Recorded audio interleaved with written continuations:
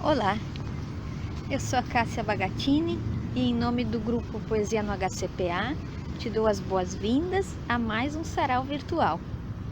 Então, aproveitando esse clima de setembro, um clima farroupilha, nós vamos homenagear os autores sul-riograndenses. Música, poesia, histórias, enfim, tem muita coisa para aproveitar. Então, te aproxega que até o quero-quero já tomou o seu lugar. Mas antes, dá uma olhada num pequeno histórico que organizamos desses últimos 5 anos de poesia no HCPA, que está sob o comando do nosso querido e estimado professor Rogério Xavier. Dá uma olhada aí. Apresento então agora uma síntese das principais atividades realizadas nesses últimos anos pelo grupo Poesia no HCPA. Mas antes, gostaria de lembrar que esse grupo foi inspirado na poesia de Manuel Bandeira, O Impossível Carinho, que também tem o intuito de repor alegrias, harmonia, serenidade, emoções para as nossas vidas, através da música, da poesia, do cinema, da arte em geral. Começamos então com os mini-saraus, que ocorrem mensalmente no saguão do segundo andar lá do hospital, é aberto a toda a comunidade, e também nas recreações dos andares, que é mais voltado então aos pacientes e familiares, desde a pediatria até os adultos, e também já fizemos na hemodiálise, no auditório, na FAMED, e o mais importante, sempre tem leitura de poemas, apresentações musicais, sempre com a contribuição de alguns convidados e a participação do público, o que muito nos alegra e nos surpreende. Nesses últimos anos, nós fizemos 3 concursos de conto e poesia, sendo que nesse último a gente contou com a participação de pacientes. Um outro evento de grande relevância é o Clube de Cinema do HCPA, que tem de 3 a 4 sessões por ano, com temas e filmes muito reflexivos, que são debatidos com o público e convidados especiais. No ano de 2019, nós inauguramos a Farmácia Literária, com diversas obras à disposição dos funcionários. Ela está situada lá na sala de descanso do primeiro andar do hospital. E também, nesse último ano, nós tivemos 2 encontros muito especiais, envolvendo teatro, literatura, música, quadrinhos, cinema, com convidados muito inspirados, que contribuíram de uma forma brilhante através da sua experiência, dos seus talentos e de seu amor pela arte. Então, deixamos o nosso profundo agradecimento a todos que contribuem e participam dos nossos eventos e desejamos a todos um excelente sarau.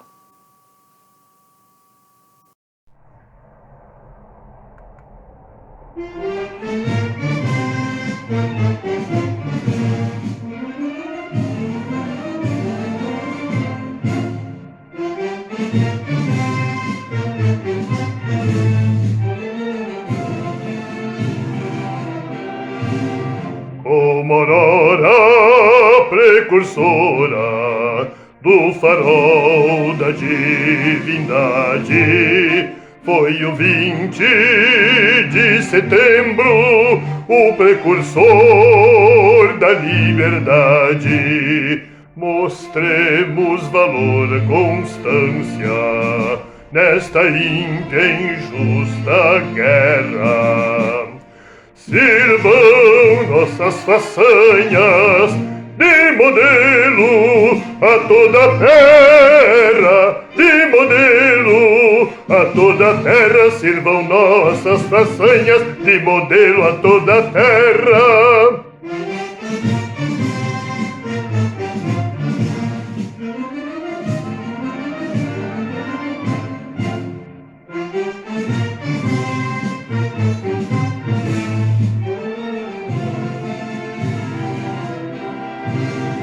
Mas não basta para ser livre, ser forte, aguerrido e bravo. Povo que não tem virtudes acaba por ser escravo. Mostremos valor, constância nesta ímpia e injusta guerra. Sirvam nossas façanhas de modelo a toda a terra, de modelo a toda a terra. Sirvam nossas façanhas de modelo a toda a terra.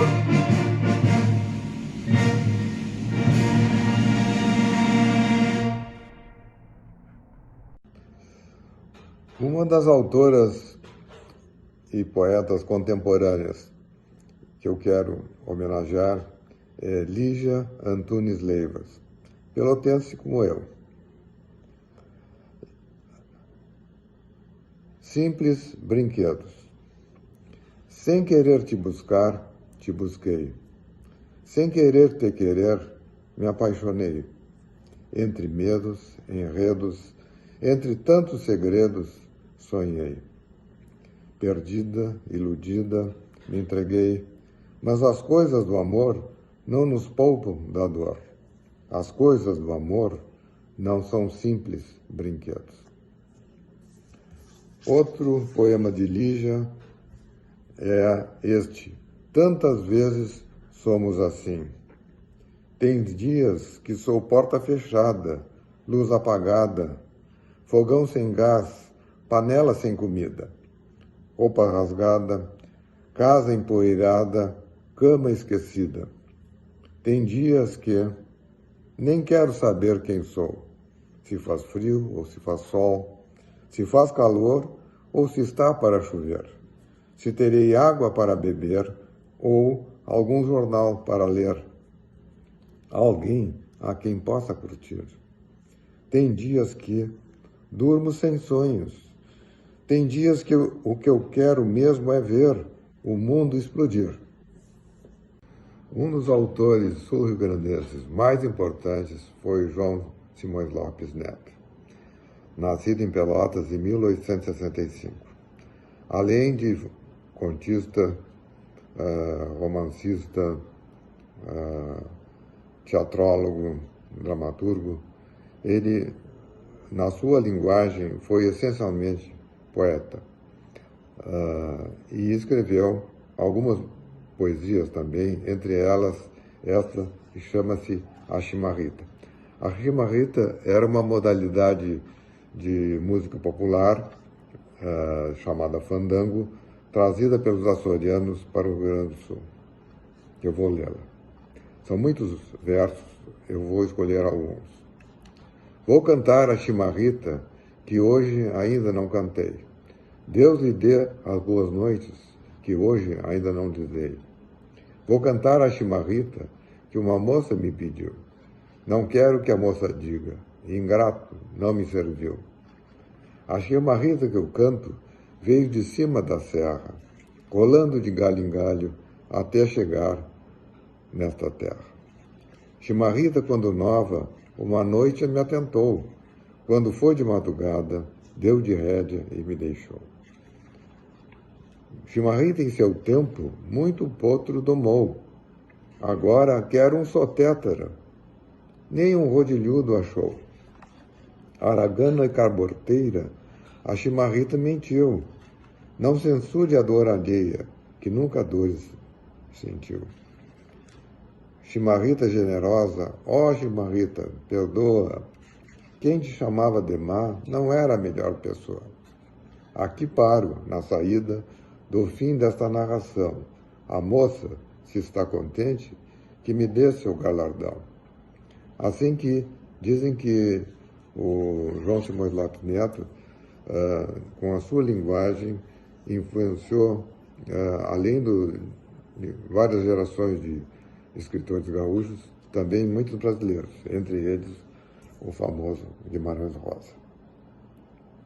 Lobo da Costa foi um poeta romântico do século XIX nascido em Pelotas em 1853. Ele teve a importância também porque, juntamente com Caldo e Fião, Luciano de Abreu, Apolinário Porto Alegre, eles fundaram a Sociedade Partenon Literário, e que, além de procurar fazer uma boa literatura, divulgá-la, eles tinham também como bandeira a abolição da escravatura e a emancipação da mulher, isso em 1868. Vejam que interessante esse poema do Lobo da Costa, O Rei e o Operário. Então é como se fosse um diálogo entre o rei e o operário. O que vales junto à forja, cingindo o sujo avental? E a ti, que te vale a gorja do teu diadema real? Eu mando tropas e armadas, sustento povos na mão, pois eu tempero as espadas que fazem a revolução. E eu tenho um cetro que, ao vê-lo, curvam-se as raças fiéis, pois eu possuo o martelo que prega a forca dos reis. És um divino espantalho, e tu, que vales, vilão? Eu forjo o anel do trabalho, tu forjas a escravidão. Eu tenho o sangue que deve recordar-me os faraós, e eu o do peão que em greve decapitou teus avós. Tu és das trevas o leito, mentes, eu laboro a luz. Eu prego a luz do direito, e eu prego as leis de Jesus. Tu és a noite, eu o dia, deslumbra-te os vivos sóis. Tu fundes a tirania, eu fundo os pulsos aos heróis. Quero saudar a minha terra, ao meu amigo Dr. Rogério, aos presentes neste momento no Hospital de Clínicas de Porto Alegre, aos médicos, a todos que me assistem. Eu vou ler um trecho do meu livro Rio Pampa, que saiu pela Beltrán na sua primeira edição no ano de 2000 e depois teve uma segunda edição. O livro é Rio Pampa ou O Moinho das Tribulações. O tempo é futuro, adverti. Vejo com olhos de águia, metido dentro do tronco da árvore, o tempo. E se a águia ao alto voa, eu continuo vendo. Continuarei na palavra. E a palavra escuta o vento, até o vento ser palavra, e ser só palavra o vento. E só ser o vento, dentro da palavra, dentro de outra, e é o círculo por onde, quando e sempre, ao pensar ter Horebe desaparecido, recebi sua mensagem por um pombo-correio. Nesta casa, diante do mar, começa a noite da alma. Ninguém deve saber. E assim que eu partir, executa o meu segredo. A mensagem estava num bilhete, em letras de imprensa, em assinatura. Rasguei o bilhete e o guardei no coração. O que era a noite da alma? Horebe um dia me contou que é um escuro de Deus. É quando o capturamos. E não há descanso até que ele nos capture. E se vamos com ele, não queremos mais voltar. Sim, eu ruminava essas coisas no coração. Na manhã do dia seguinte, despertamos com um forte cheiro de cavalo no moinho. Um cheiro de cavalo, e não era barão, tão costumeiro, sensível às narinas, com traço definido, quase exato. Um outro era, de outro, abri a porta e vi um ser que tinha cara de homem, com feroz beleza, asas de águia e a partir da cintura corpo de cavalo. Nunca soube, nem ouvi qualquer menção à existência dessa criatura ou besta. Não conseguia definir, mas o universo é invenção, e as coisas e os seres são palavras. Não calei a estranheza. Estava preso aos olhos, porque me procurou e não aos outros. Ignoro, talvez pelo moinho. Lembrei-me da profecia de Horebe sobre os cavalos invadindo o mundo. Retive as ideias, como se as pusesse sobre uma pedra. No início me assustei, mas o rosto me alentava. Disse comigo: se é cara de homem, deve ter pensar de homem. Lia-me por dentro. Abedon, me chamo. É como pensas, tudo se liga. De onde vieste? Vim da floresta, de seus recessos, onde passei encoberta adolescência. Persim e branca flor me adotaram misericordiosos. Buzo cavalo cuidou-me. Sou fruto do sonho persistente do homem, da águia e do cavalo. E a palavra me aboldou ao sonho. Para nosso sarau do dia 16, Grupo Poesia do Hospital de Química de Porto Alegre, vou apresentar Antônio Chimango e Ramiro Barcelos sobre o pseudônimo de Amaro Juvenal. Quando publicou o trabalho em 1915, Ramiro Barcelos era um alto político há muitos anos, pertencente ao núcleo duro do positivismo rio-grandense, um dos fundadores do Partido Rio-Grandense, Republicano Rio-Grandense.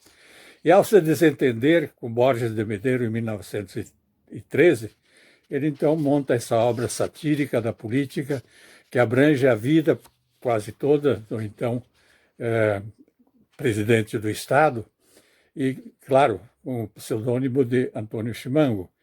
E é uma sátira que bem humorada, que ganhou grande aceitação popular e social em todo Porto Alegre, Rio Grande do Sul todo, cantada e cantada e recantada por todas as instâncias e as cidades, e mesmo dentro da vida acadêmica do Centro Acadêmico da Faculdade Livre de Medicina de Porto Alegre de então. Então, os versos que abrangem acompanha a vida de Antônio Chimango, quando pequeno, e depois um pouco na parte final da política. Tinha já mudado os dentes e andava de camisola. O Chimango um trasmazola. Molhava à noite o pelego. Tinha medo de morcego. Corria vendo pistola. No meio da gurizada, quando brincava de laço, era o Chimango palhaço. Nunca acertava um pialo. E se montava a cavalo, não troteava, era a passo. Andava sempre atempado. Volta e meia um churril. Pontadas pelo vazio. Dor de barriga e enxaqueca. Catapora tosse seca, mas nunca tinha fastio. Levou tempo o Chimango, ruim como a carne de pá. Para sair do bababá e chegar ao mão, não era variação, a cabeça que era má. Era um menino de estância, todos reparavam nisso. Parecia até feitiço, que recebia o magriço. E quando analisa a atuação política de Antônio Chimango, o autor então arremata com algumas frases que seria oportuno que o humor fosse introduzido na política atual. Essas divergências entre grupos, certamente teríamos um pouquinho mais de alegria do que tanto ódio, ou talvez diminuísse o ódio. Predominar sobre todos e mandar com muito arrojo, da adulação não tem nojo, e tirar dela partido, fica disto convencido que ordenha bebe, quem ordenha bebe o apojo. Não perca isto de vista. Com os cotobas, ter paciência. Com os fracos, muita insolência. Com os milicos, muito jeito. Não ter amigos do peito, nisto está toda a essência, toda a ciência. Um dia chamou o Chimango e disse: escuta, rapaz, vai ser o meu capataz, mas tem uma condição: as rédeas na minha mão, governando por detrás. Era isso. Muito obrigado.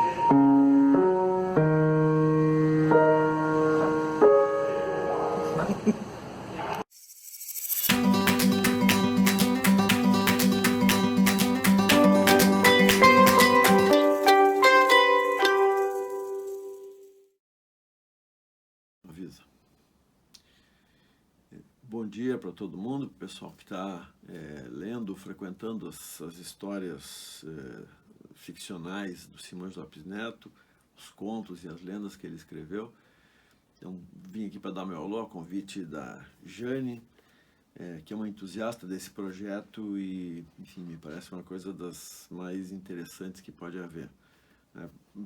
Para falar assim logo de uma coisa que interessa, acho, para todo mundo, é isso, né? Todo mundo já aprendeu que a literatura abre janelas e nos deixa enxergar coisas para muito além da nossa vida singular, né? Do nosso momento e mesmo da nossa história pessoal. Bom, eu fiquei de falar algumas coisas sobre os contos gauchescos do Simões Lopes Neto. Essa edição que eu estou apresentando aqui, vaidosamente, a edição que eu preparei para a editora LPM, há outras edições também no mercado. Bom, o Simões Lopes Neto escreveu isso aqui mais de 100 anos atrás. Ele foi um sujeito de uma trajetória assim, muito peculiar. Ele era neto do sujeito mais rico do Rio Grande do Sul na época, ou de um dos mais ricos, o Visconde da Graça. Teve uma vida assim de um jovem herdeiro, né, até por volta dos seus 40 anos de idade. Teve várias iniciativas. Primeiro ele estudou no Rio de Janeiro, parece que teria começado a estudar medicina, abandonou, voltou para Pelotas, que é a terra natal dele. Lá ele empreendeu várias coisas, foi sócio de vários empreendimentos, escreveu para teatro. E aí, na altura dos seus 40 anos de idade, ele começou a se dedicar a estudar a história do Rio Grande do Sul e a recolher lendas, enfim, a mexer nesse material, né? Num contexto em que muitos outros escritores também faziam isso, também escreviam sobre a história do seu torrão natal, da sua terra, né? A história do povo. O Simões Lopes Neto teve assim uma atitude muito ousada e muito original, que foi não apenas a de escrever sobre essa matéria-prima, né, como eu disse, outros também tinham escrito, mas foi basicamente o de prestar atenção no modo como essas histórias deviam ser contadas. Então, as histórias lendárias, como a gente tem aqui nesse livro, né? A Salamanca do Jarau, o Negrinho do Pastoreio, a Lenda da Mboitatá, e também histórias ficcionais, que em parte ele deve ter vivido ou deve ter conhecido, e tudo isso ele amarrou, por assim dizer, ele ancorou na figura de um narrador, que é uma personagem que ele inventou. Então aqui, quer dizer, ele não fez apenas o serviço de contar uma história, mas ele contou a partir de um personagem inventado por ele. Esse personagem é o tal do Blau Nunes, que é apresentado no começo dos contos gauchescos como alguém que tem 88 anos de idade, um sujeito de muita experiência, que teria vivido várias guerras, ele teria lutado já na Guerra dos Farrapos, lá em 1835, quando ele era muito jovem ainda, e teria lutado até a Guerra do Paraguai, né, que acabou em 1870, e que era um gaúcho. Não era mais um gaúcho primitivo, como aqueles que,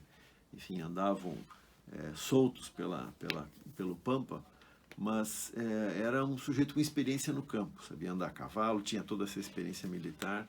E, bom, então é isso, a figura do Blau Nunes é essencial para entender os contos, para entender a dinâmica dos contos e mesmo das lendas.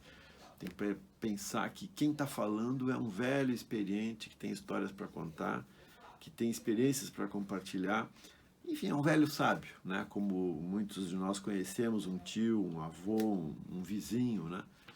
É isso. E a partir dessa compreensão, né, de que o Blau Nunes está no centro das histórias, eu acho que a compreensão dos textos, enfim, a fruição da leitura vai correr muito melhor.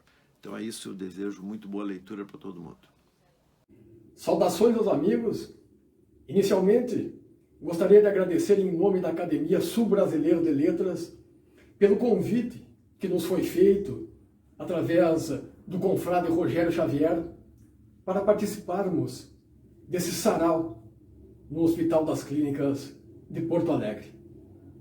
Começo pela minha cidadezinha Capão do Leão, uma cidade legendária que se emancipou de Pelotas em 1982, mas tem uma história imensa. Aqui nós temos a casa que pertenceu a Rafael Pinto Bandeira, também a estância onde morou Hipólito José da Costa e, é claro, o nosso poeta popular, Floresbelo Garcia Barcelos, que é referência de literatura de cordel no Rio Grande do Sul. Apresento-lhes, então, Floresbelo Garcia Barcelos.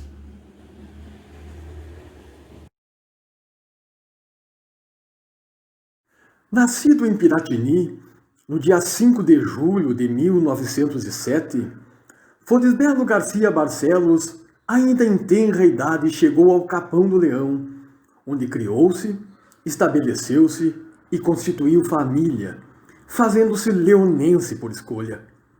Barbeiro atuante, Belinho tornou-se conhecido por todos através de sua profissão e seus versos. Em 1928, com 21 anos, lançou seu primeiro livro, intitulado O Orgulho Quebrado pela Força de Amor e Destino, Henrique Salcedo, obra que alcançou a marca de 8 edições e o domínio público de versos lembrados até hoje, tornando-se, conforme alguns pesquisadores, na mais conhecida peça literária do cordel do Rio Grande do Sul. Ainda publicou em 1929 Mambira na Cidade, uma coleção de sonetos e variedades, e em 1931 A Derrota do Cavanhaque, em alusão ao presidente da República Washington Luiz de Souza, acompanhado do desafio de Paulo Crespo e Chico Taura. Floresbelo faleceu em 1º de maio de 1983, mas sua memória mantém-se presente entre os leonenses e entre os riograndenses. Sua data de nascimento é o Dia do Poeta Leonense.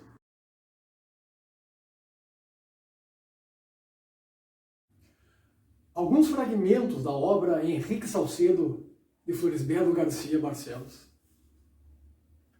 Peço atenção aos leitores para a história que eu vou contar.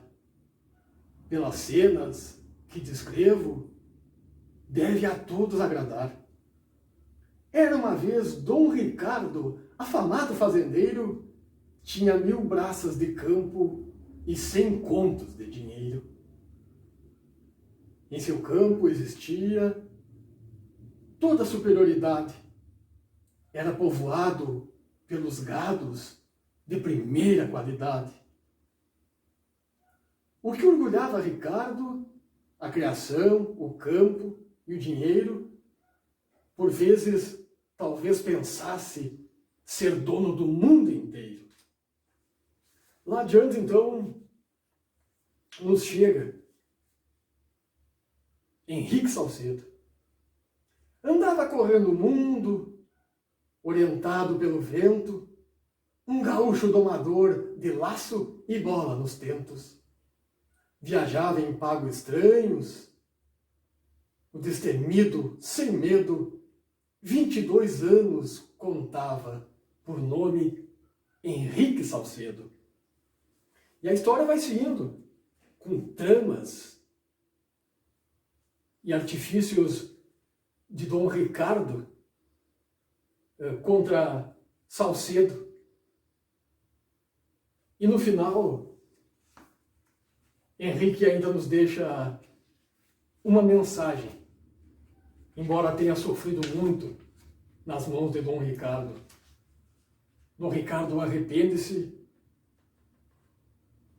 e Salcedo diz o seguinte: esquecendo as covardias com que antes fora ferido e controlando um aflito, ele chora arrependido.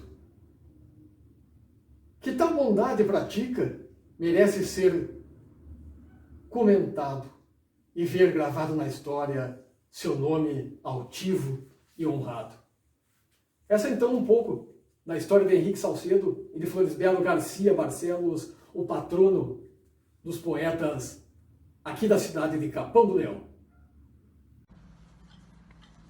A minha homenagem é ao poeta Guilhermino César, nascido em Minas Gerais em 1908 e que viveu mais da metade da sua vida no Rio Grande do Sul. Balada do arco-íris da gente. Sempre que vejo o arco-íris, me vem à lembrança muitas coisas passadas, muitas coisas lindas e muitas coisas tristes que eu tenho gravadas dentro de mim. Vermelho da minha ira, anilado da minha infantilidade, roxa do meu pesar, laranja do meu ideal, amarelo da minha desesperança. Fica faltando a cor verde no meu arco-íris interior. Eu quisera ter o meu arco-íris completo, mas você me tirou a cor verde, e eu fiquei com as outras cores todas dançando confusas dentro de mim. Quando vem o inesperado, entra discreto e não derruba nada. Faz espaço, não pesa e nem ocupa. Puxa a cadeira e senta, e aí já tomou conta do chão da sala. Abre a janela e deixa o ar fresco entrar. A respiração expande, abre lacuna no espaço-tempo, cria o tempo. Os inesperados cotidianos são sempre assim, e sempre diferentes. Mudam de forma e sensação, invadem devagar e deitam no chão da sala. Saudade. Na carta amarelada, letras esfareladas. De um tempo passado, com um cheiro de terra molhada. Vagalumes transeuntes de uma noite estrelada. A lâmpada do selo acabou. Os dedos molhados de cola. Já não tenho a destreza da escrita com a caneta. Agora o meu corpo são 2 polegares. Lilian Rocha. Sabe o que o Oxente disse pro Tchê? Não se acanhe, Tchê. Venha cá, se aconchegue, deixe de vergonha e me chamegue, que de chamego gostoso dá para criar um novo dialeto brasileiro. Porto Alegre. Em Porto Alegre eu fui morar sem saber o certo o que esperar. O que eu não sabia é que Porto Alegre me encantaria e que de saudade eu escreveria um simples verso que me recordaria dos momentos de alegria, agora traduzidos em poesia.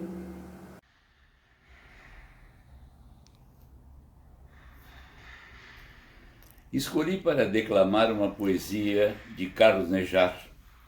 Sem dúvida, Carlos Nejar é um dos grandes poetas brasileiros, membro da Academia Brasileira de Letras, nosso conterrâneo, nascido aqui em Porto Alegre, e sempre que nos visita, nos aproxima uma bela amizade, da qual faz parte também Rogério Xavier. E em nome desse relacionamento, eu quero declamar uma poesia de Carlos Nejar chamada A Sentença. Principio como escrevem os juízes, vistos.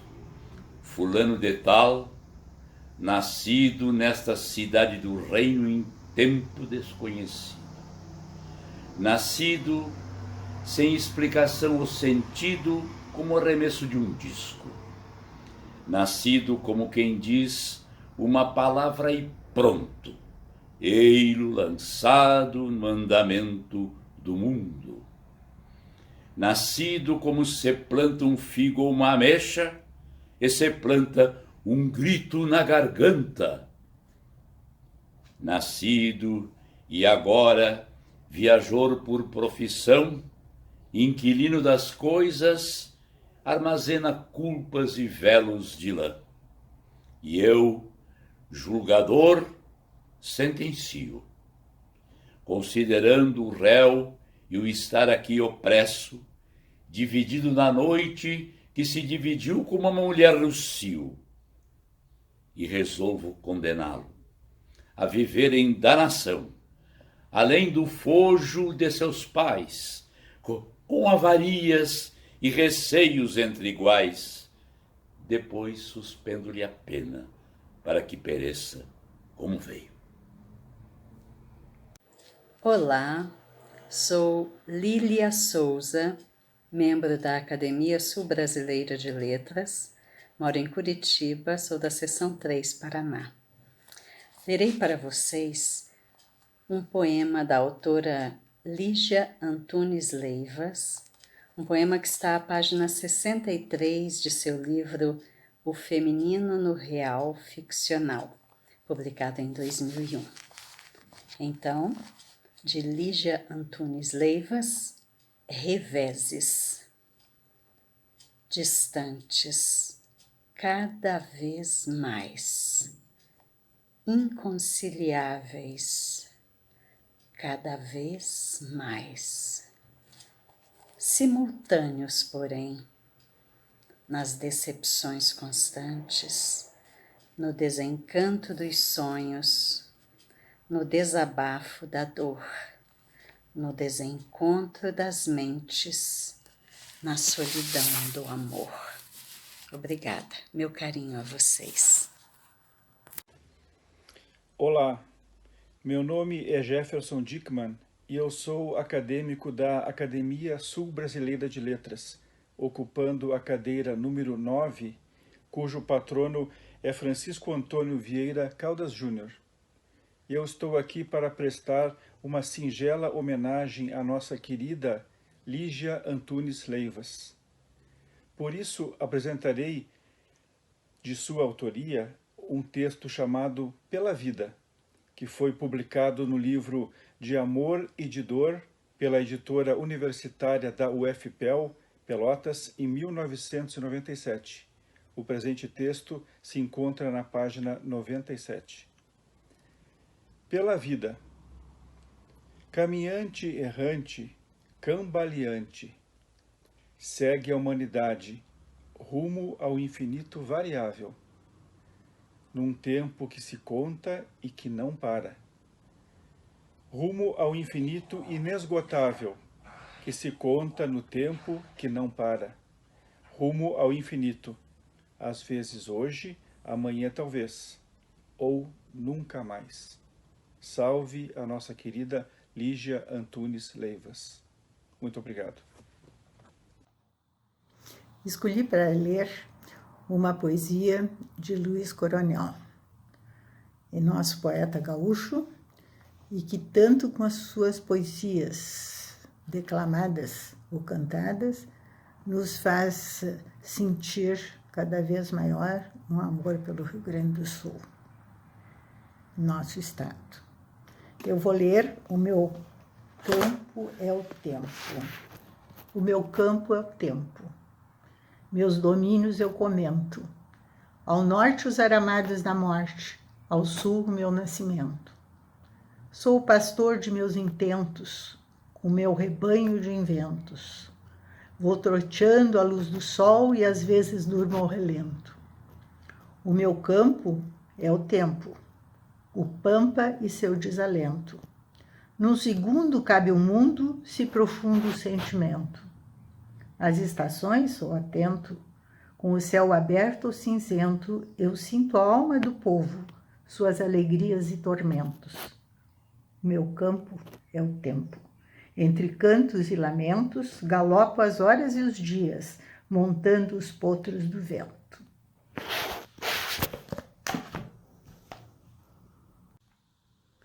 Uma poesia de Carlos Nejar, grande poeta, grande amigo e hoje membro da Academia Brasileira de Letras. Casa dos Arreios, assentada. Chega a esta casa sem prazo ou contrato. Faze de pousada as salas e quartos. Os nossos arreios ninguém os desata com ódio e receios. O tempo não sobe nas suas paredes. Secou como um frio nos beirais da sede. Calou-se nos mapas, na plácida aurora, nos pensos retratos. Entra nesta casa que é tua e de todos. Há muito deixada aberta aos assombros. Entra nesta casa tão vasta que é o mundo, pequena aos engodos, perdida, encontrada, os dias, os anos são palmos de nada.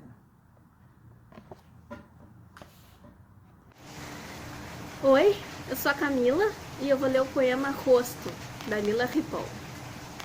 Teu rosto mora invisível nos meus olhos, oculto e evidente, como o orvalho na flor e o vento sobre o rio. Agora eu vou ler também Piano. A voz do piano vem de longe, de muito longe, densa, espessa, lamentosa, voz retrospectiva, voz saudade, às vezes plácida, modesta, em confidência, mas sempre substância difícil, território escondido, corredor impossível de transitar. Vem de longe a voz do piano, de muito longe, vem como o rio na enchente, transbordando pessoas, móveis, crianças com brinquedo, flores, papéis e passarinhos mortos. Vem como um rio na enchente a voz do piano. Lila Ripoll. Olá a todas e todos. Hoje vou falar a vocês sobre a poeta, pianista e militante brasileira sul-riograndense Lila Ripoll. Esta poeta nos ensina que a poesia tem compromisso com a vida. Ciro Martins, outro grande poeta sul-riograndense, nos conta sobre a sua vida. Lila nasceu em Quaraí e aos 22 anos mudou-se para Porto Alegre para formar-se em piano no Conservatório de Música, o atual Instituto de Artes da URGS. Desde cedo, dividiu seu tempo entre a música, a poesia e as causas sociais e políticas. Na década de 30, foi diretora do Departamento Cultural do Sindicato dos Metalúrgicos. Ao mesmo tempo, continuava suas publicações em periódicos literários e também suas próprias obras poéticas, que incluem os livros Porquê, 1º de Maio, O Coração Descoberto, Águas Móveis, entre outros.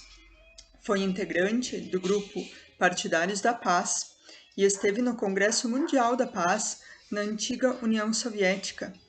Em 1951, em Praga, recebeu o prêmio Pablo Neruda da Paz pelo livro Novos Poemas. Este livro evoca uma tragédia em uma passeata operária na cidade de Livramento. Sua militância e sua atuação em prol das causas do povo se manifestam em sua prática e também em sua criação poética. A sua poesia é expressão subjetiva e expressão coletiva.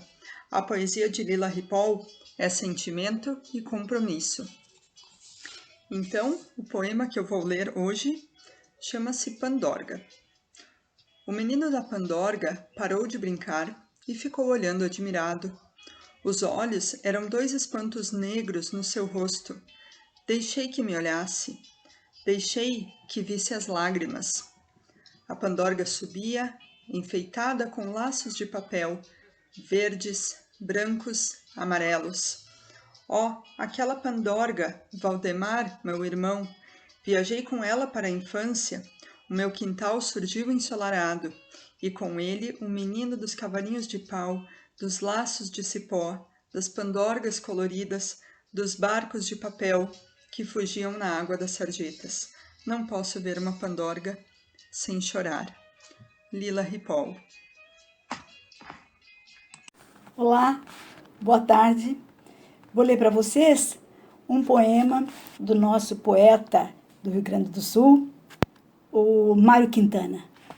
O poema se chama Poema e é muito lindo, ele tem composições simples que nos trazem tantas lembranças, que nos despertam muitas lembranças. Então vamos ao poema.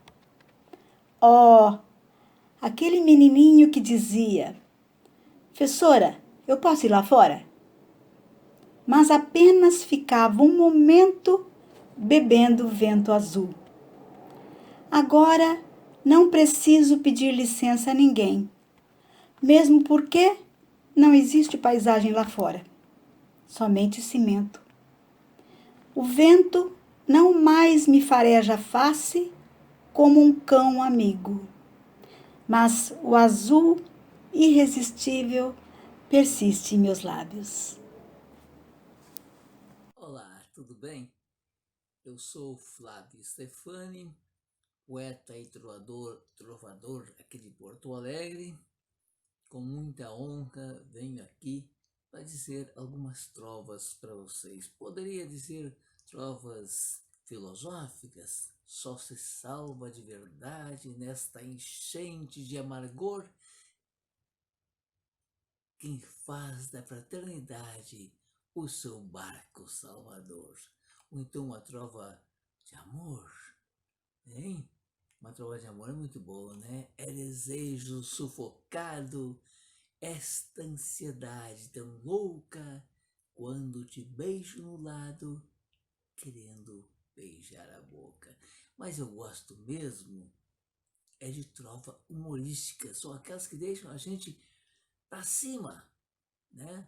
Aquelas que não buscam maldade, não busca apenas fazer a pessoa sorrir, a pessoa rir, a pessoa achar engraçado alguma coisa. Por exemplo, o meu amigo Antônio Siqueira, lá do Belém do Pará, diz assim, ó: Deus fez o mundo certinho, porém com divina troça fez a mulher do vizinho bem mais bonita que a nossa. Ou então uma trova sobre o turf, né? Corrida de cavalos, muito boa, né? O turf é mesmo estupendo quando se fica observando que os cavalos saem correndo e os burros ficam olhando. Olha aqui a trova que a gente pensa que é maldosa, mas não é. Maldosa é a ideia da pessoa, né?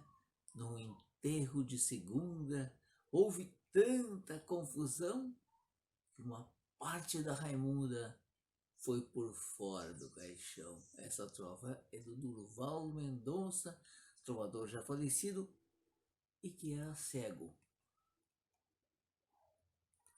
A situação tá tão feia, minha grana tão escassa, que o vizinho churrasqueia e eu passo povo na fumaça.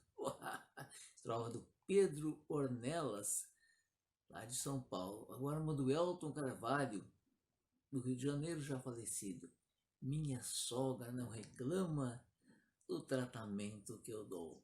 E até de filho me chama, só não diz que filho eu sou.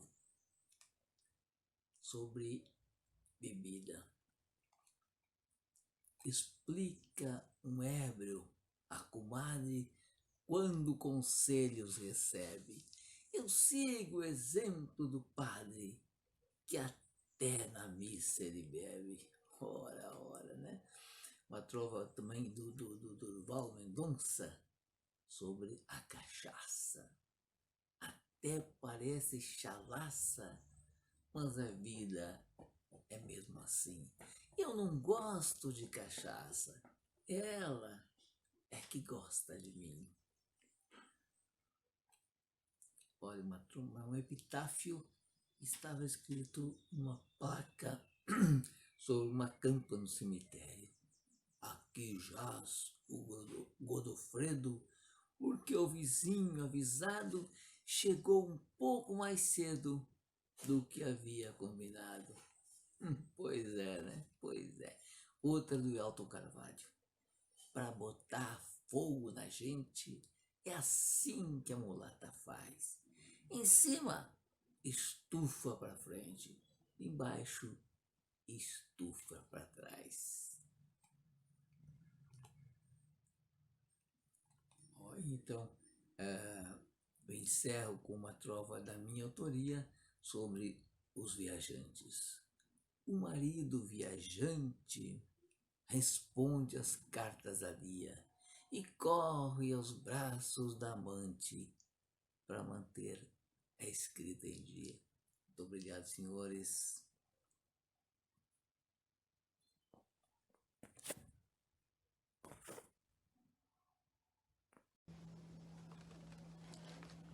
Eu sou Marilice Coste e este poema que eu vou ler para vocês, ele consta em uma das presenças literárias da Academia Literária Feminina do Rio Grande do Sul. Vigilante. O olho da águia se assusta e atrapalha o poço sentinela que imprime carga e pulsa o coração para desafogar a alma, mas não exprime aquilo que precisa, a calma. O olho da águia vê os cumes e não para, vê a ânsia e reluta, mesmo assim se espraia. Não silencia a voz que amplia e é portuária. O olho da águia desce ao lago, procura pérolas, onde estão as ostras lacradas. O bico da águia é gasto, as garras enfraquecidas têm unhas que se rasgam. O olho da águia ainda aprende, ainda alisa, as penas compondo asas, e sobe ao infinito, onde a luz do sol é tanta que, ciente de Ícaro, se encolhe e encanta. O olho da águia só às vezes dorme.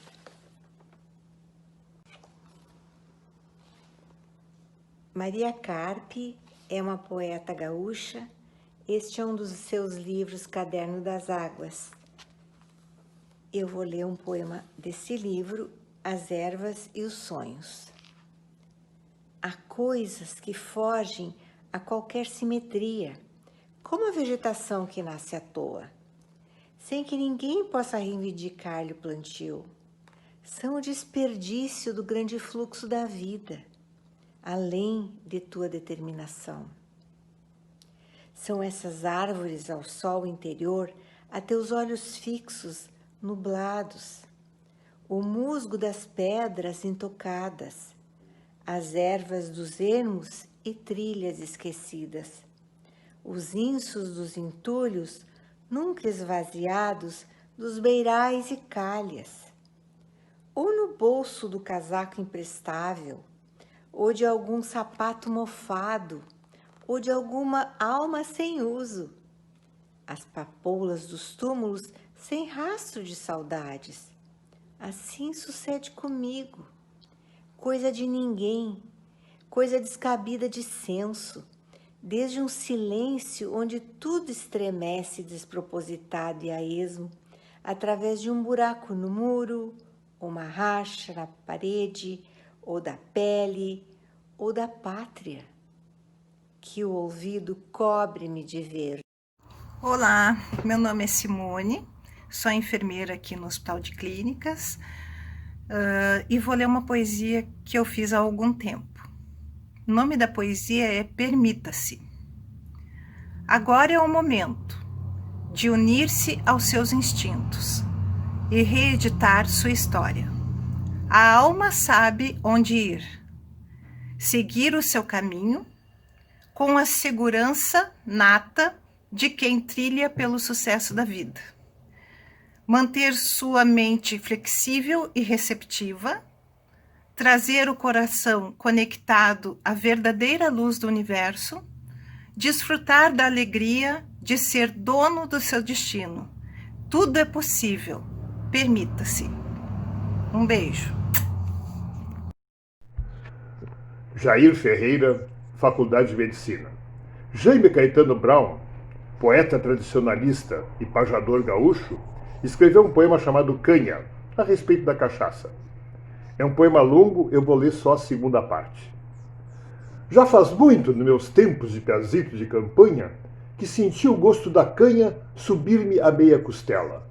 Maldita ilusão aquela eu fui procurar no frasco, e quanto bater de casco para um dia me livrar dela. Pois de pronto transformaste, chinoquita de alambique, meu rancho de pau a pique no teu salão de rainha. E tendo a ti por vizinha, a velha adaga caseira transformou-se em carniceira, sempre fora da bainha. Foste a companheira infame no mal de amor e no jogo, e nos teus beijos de fogo busquei matar o passado, até que um dia, cansado, não te aguentei mais no lombo, e te apeei de um só tombo num corcovo abarbarado. Por isso, quando contemplo um frasco de canha boa, bombeando cada coroa que se forma e se desmancha, meu coração já se plancha num anseio irreverente de te arrastar novamente para a cabeceira da cancha. Porém, eu já não me iludo com teu líquido sereno, porque na essência és veneno, maldito licor gaudério, destruidor sem critério, que na armada do gargalo vais enchendo, pialo a pialo, os bretes do cemitério. Por isso, China maleva, eu que te adorei com ânsia, hoje te guardo distância, pois assim não me dominas. E aquele que olhar as ruínas que ela promove onde passa, concordará que a cachaça é a mais traiçoeira das Chinas. O poeta Rogério Xavier escreve: Maria, vem com os outros, cabelos soltos, sorrisos em lábios camuflados. O coordenador da poesia no HCPA, Rogério Xavier, em suas ações nos ensina: Maria, leva a poesia a nossos pacientes e equipes, permite no dia a dia sorrisos soltos, semblantes emocionados. Ao professor Rogério, nossa gratidão e homenagem. Agradecendo o empenho de todos os nossos convidados, encerro este mini sarau. Obrigado.